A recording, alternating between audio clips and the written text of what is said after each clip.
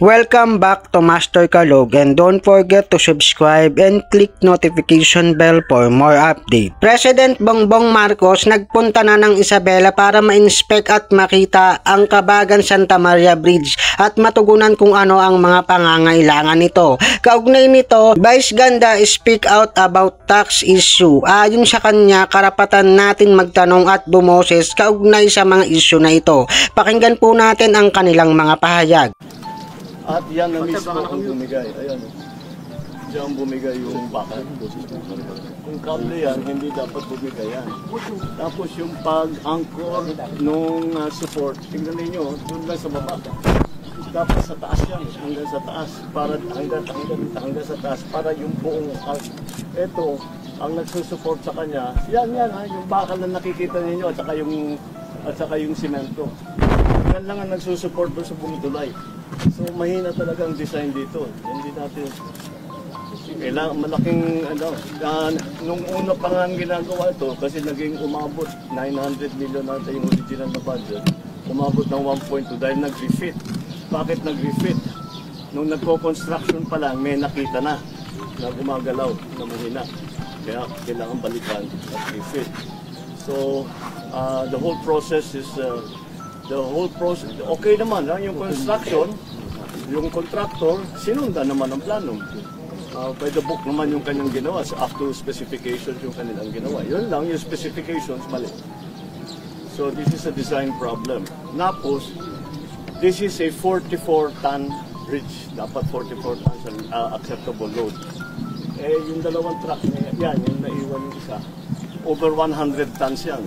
Dalawa yan ang dumaan. Kaya, ayun ang nangyari. Hindi talaga kaya.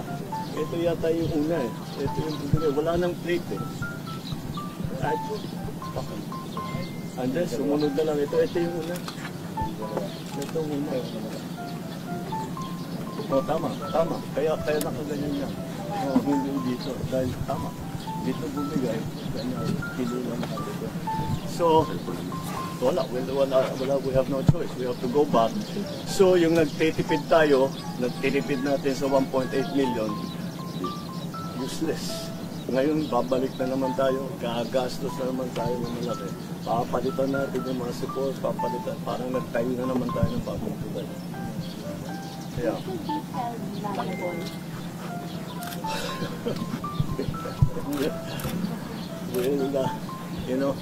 I always have a saying, fix the problem, not the blame. Ayusin muna natin yung problema. Believe me, you'll find out who is responsible. Who is responsible is basically who made the design. Because their design is poor. Look what happened. And then also, those trucks should never have been on the bridge. So, sino liable that problem? Hindi, national to, national. Yeah, we have to be more careful about monitoring. Yung load. Kasi, ganyan ang problema. Kung 44 tons ang sinasabi, sasakyan mo ng 200 plus tons. Medyo hindi nakakapagtaka na ganito ang mangyayari. Alright, okay. Thank you, sir. Baba mo na. Yuko.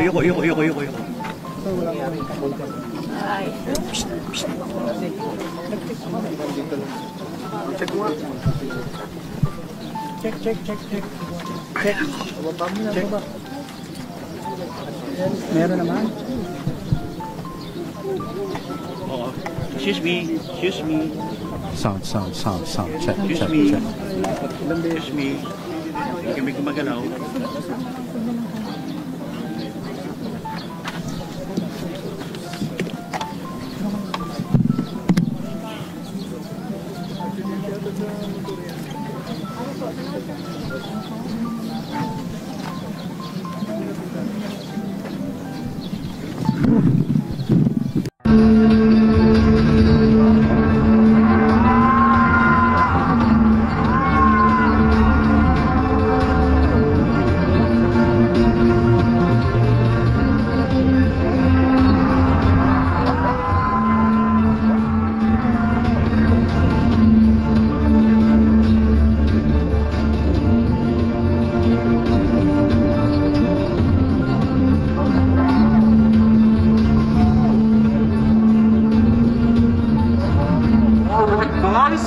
Congratulations! Congrats mo. And of course, ano yung masasabi mo sa atin na pinarangalan ka ngayong hapon sa iyong isa sa pagiging top taxpayers of Quezon City? Wow, top taxpayer. Next top model lang ang gusto ko dati. Ngayon top taxpayer na ako. Maraming salamat po dito sa pagkilalang ito. Nakakatuwa, nakakataba ng puso, nakakakilig pag narinig mong top taxpayer ka. No? Parang pag sinabing top taxpayer ka, parang may nagawa kang tama para sa bansang to, 'di ba? At mayroon kang naiambag sa bansang ito, 'di ba? Parang pag top taxpayer, ay ang saya kasi bilang Pilipino, sumunod ako sa batas. Diba, may nagawa akong tama para sa lipunan natin. Kaya masarap. Maraming salamat po, lalo-lalo na sa RDO 39. Maraming salamat po sa pag-guide sa akin at sa team ko kung paano namin na matutugunan yung aming obligasyon sa buwis. Maraming salamat po kasi sila talaga nag-guide sa amin. RDO 39, thank you very much. At kanina nakikinig ako ilang beses kong naririnig na sinasabi ng mga nagsasalita na magbayad tayo ng buwis. Tuparin natin ang ating obligasyon sa pagbabayad ng buwis. Tama naman po yun. Talagang dapat tayo magbayad ng buwis dahil napakalaking bagay ang mga buwis na ibinabayad ninyo. Dahil itong BIR nga, ang Bureau... Alam niyo ba ang ibig sabihin ng BIR? Alam niyo ba ang COMELEC? So, trending yan, ha? Yung maraming hindi nakakaalam na meron palang COMELEC. So, alam niyo naman na may BIR. Ano ang ibig sabihin ng BIR? Tama. Oh my God. Tama. Buti na lang alam natin kung anong ibig sabihin ng BIR. At ang BIR po, yan ang bureau, yan ang sangay ng gobyerno, yan ang pamahalaan na yan. At ang mission nila ay makakolekta ng mga buwis. Sila ang nag-a-assess ng ating buwis at kumukolekta ng mga buwis. At ang mga buwis na nakokolekta po nila ay ginagamit nila upang maiangat ang kalidad ng buhay ng mga Pilipino. Diba? Ginagamit din for nation building. Diba? To uplift the quality of lives of the Filipino people. Kaya tama po, magbayad po tayo ng buwis. Obligado tayong magbayad ng buwis at dapat nating gawin yon. At pagkatapos nating magbayad ng buwis, karapatan din nating obligahin ang mga hahawak ng mga buwis na ibinabayad natin. Tama? Kung inuobliga nila tayo, dapat talaga tayong tumupad kasi obligasyon yan, di ba? Pag sinabing obligasyon, wala kang magagawa. Kailangan mo itong gawin kasi obligasyon ito. Hindi ito pribilehiyo, ito ay obligasyon. Kaya kung obligasyon nating magbayad, karapatan din nating obligahin ang mga tatanggap at gagamit ng perang ibinabayad natin dahil hindi madali kung paano natin kinita ang ipangbabayad natin ng buwis. At lahat po tayo ay nagbabayad ng buwis. Kung inaakala nyo, hindi naman ako nagbabayad ka ng buwis. Pag gumagamit ka ng shampoo, nagbabayad ka ng buwis. Pag kumakain ka, nagbabayad ka ng buwis. Diba? Sa bawat kilos natin, nagbabayad tayo ng buwis. Hindi nyo lang alam na nagbabayad kayo ng buwis. At dahil sa nagbabayad tayo ng buwis, meron tayong karapatan na tanungin din, nasan yung binayad nating buwis?